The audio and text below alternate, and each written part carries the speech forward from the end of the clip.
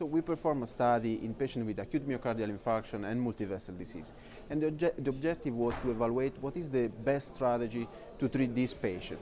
Culprit only during the procedure or complete revascularization during the procedure with an ad hoc complete revascularization, or with a culprit only during the index procedure and after a complete revascularization staged.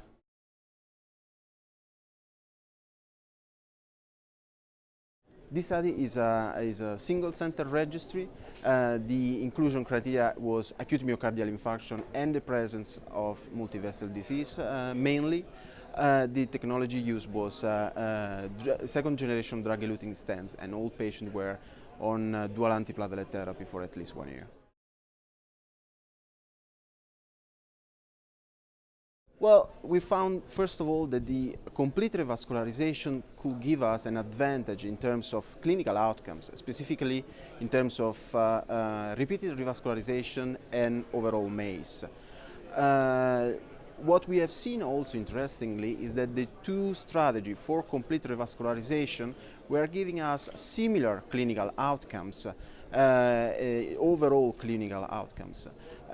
In the staged arm, we have seen also that we were using more stents, and the stented segment was often longer compared with the complete ad hoc revascularization.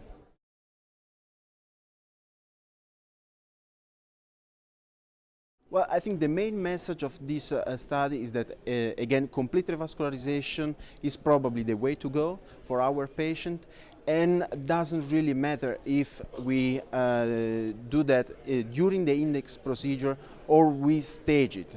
When we are going to stage it, we need to take into account that probably our procedure will be associated with more stent implantation and longer segments stented.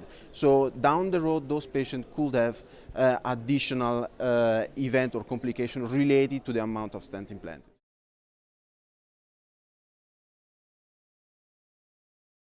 Of course, it's needed a randomized trial.